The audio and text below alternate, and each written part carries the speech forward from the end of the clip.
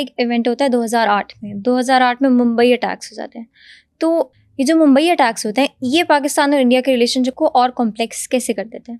Mumbai attacks जो हैं उसके अंदर पाकिस्तान के ऊपर डायरेक्ट इल्ज़ाम लगा दिया गया और आमिर अजमल कसाब और कुछ लोगों ने फ़ौरन से पहले कह दिया हाँ जी जी वो हमारा बंदा था। ज़रा देखते आगे, अगर किसी ने इंडिविजुअली जाके कोई एक्ट कर दिया है तो आप मतलब फटाफट ऑन क्यों कर रहे हैं?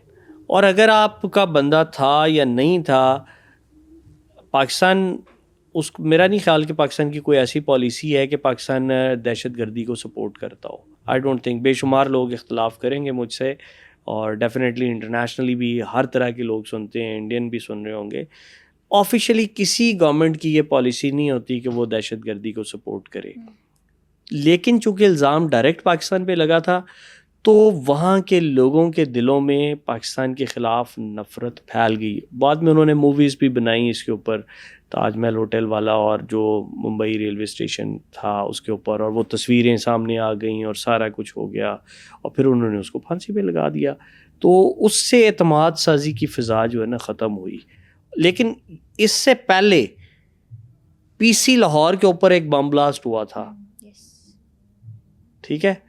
तो चीज़ें आप देखें ना कि दोनों तरफ से होती हैं। ऐसा नहीं होता कि जी ऑल इन सडन यहाँ से किसी ने जाके या वहाँ से अंदर से लोगों ने उठ के कर दिया। कुछ ना कुछ ऐसा होता है कि जिसके बाद दूसरा इंस्टिगेट होता है। तो कहीं ना कहीं अपने आप को खुद भी रोकने की ज़रूरत है हर दो तरफ से। अच्छा, हम देखते हैं कि मुंबई अटैक्स के फ़ौरन बाद इंडिया पाकिस्तान को एक्यूज़ करता है कि पाकिस्तान जो है वो मिलिटेंट्स को जगह देता है रहने के लिए।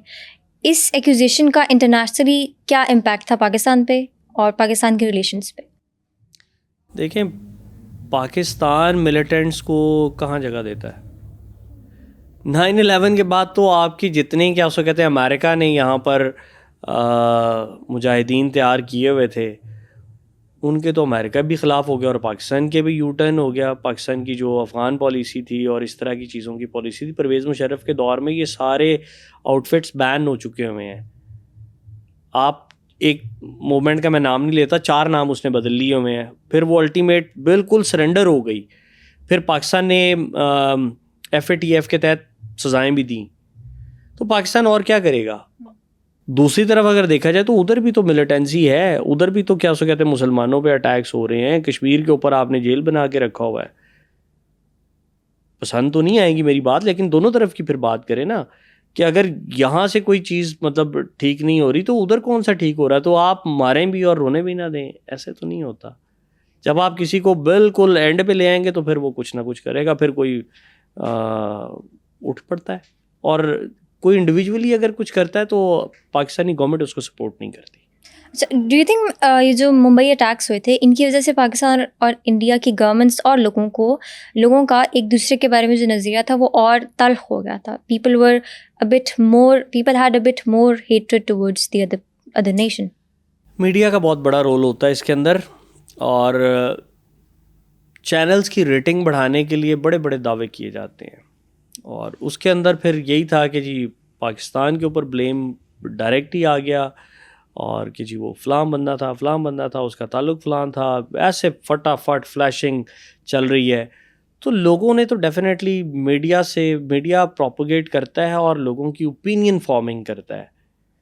तो अगर वहाँ से यहाँ दहशतगर्दी हो जाए और हम भी वही रवैया अपनाएं तो हमारे यहाँ भी नफ़रत बहुत ज़्यादा होगी। मैं आपको बताऊँ, हम जो लाहौर में लोग रहते हैं या पाकिस्तान में रहते हैं, जब भी यहाँ इंडिया का कोई मैच हुआ है हमने वीज़े दिए हैं लोगों को आने जाने के लिए, और इंडिया ने जब मैच जीता मैंने लिबर्टी जाके खुद देखा कि वो इंडियन फ्लैग लहरा रहे हैं। हमें से किसी ने कुछ नहीं कहा, यार ये जीते हैं, लेट देम सेलिब्रेट।